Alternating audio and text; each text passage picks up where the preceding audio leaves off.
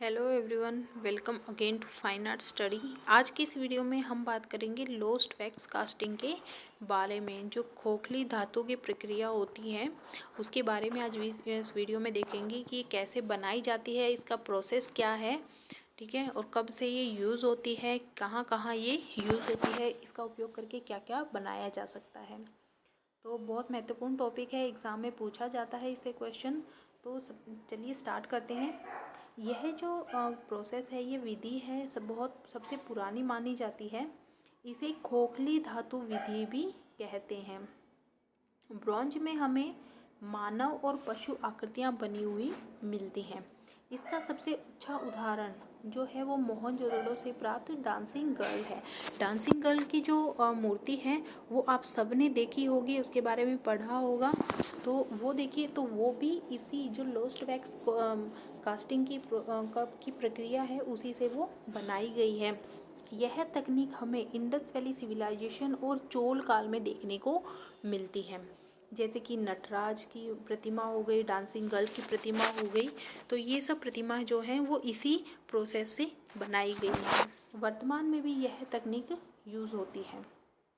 तो चलिए देखते हैं कि ये तकनीक होती क्या है, बेसिकली कैसे इसको बनाया जाता है।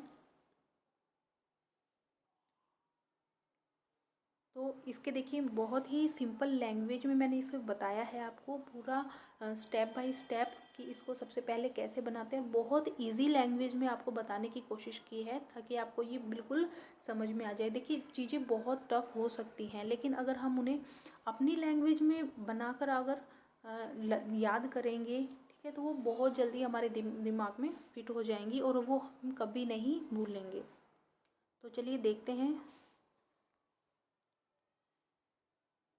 देखिए इसका पहला स्टेप है, सबसे पहले इसमें क्या किया जाता है, पहले मैं आपको एक बार बता देती हूँ कि सबसे पहले हमें जो भी फिगर बनाना होता है, जैसे किसी पशु का, किसी पक्षी का, किसी भी ह्यूमन बॉडी बनानी होती है, मतलब कुछ भी जो हमें बनाना होता है उसका हम एक वैक्स स्टैचू तैयार करते हैं।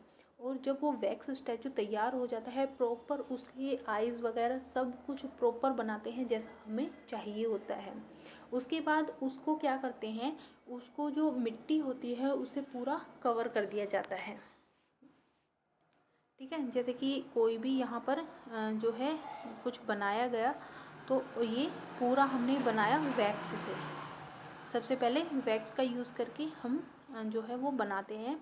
फिर इसको क्या करते हैं, पूरा मिट्टी से कवर कर देते हैं,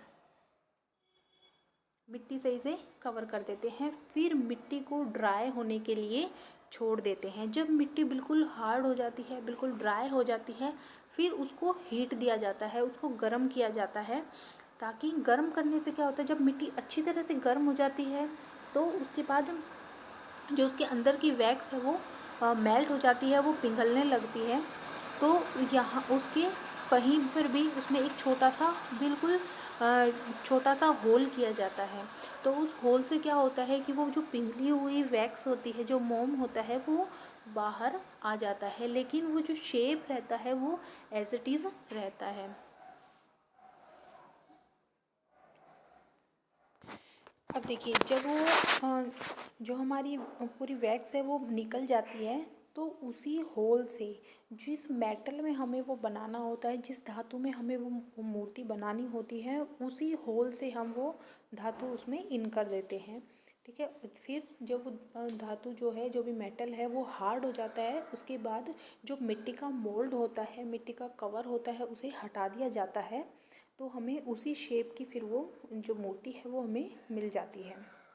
एक बार पढ़ लेते हैं हम। तो देखिए सबसे पहला स्टेप है कि सबसे पहले वैक्स का एक फिगर बनाया जाता है, उसके बाद उसे मिट्टी से कवर कर देते हैं और फिर इसे सूखने के लिए छोड़ देते हैं। स्टेप 2 है, मिट्टी की आकृति को गर्म किया जाता है जिससे कि वैक्स पिघल जाती है। फिर इसमें एक छोटा होल किया जाता है जिससे कि वैक्स को बाहर निकाल दिया जाता है। स्टेप 3 है, मिट्टी के कवर में पिघली हुई मेटल को डाला जाता है और उसे ठंडा किया जाता है। स्टेप 4 है कि मेटल सॉलिड होने के बाद मिट्टी के कवर को हटा दिया जाता है। तो ये था हमारा पूरा प्रोसेस लोस्ट वैक्स कास्टिंग का। तो मिट्टी के कवर को हटाने के बाद हमें एज इट इज़ जो हमें फिगर चाहिए होता है वो हमारा बनकर तैयार हो जाता है और हमें वो मूर्ति मिल जाती है। तो ये हमारा पूरा प्रोसेस था। आई होप कि आपको ये बिल्कुल अच्छे से समझ में आ गया होगा। अपने दोस्तों के साथ शेयर करें। सब्सक्राइब अगर आपने चैनल को अभी तक नहीं किया है तो प्लीज़ सब्सक्राइब कीजिएगा। Thank you.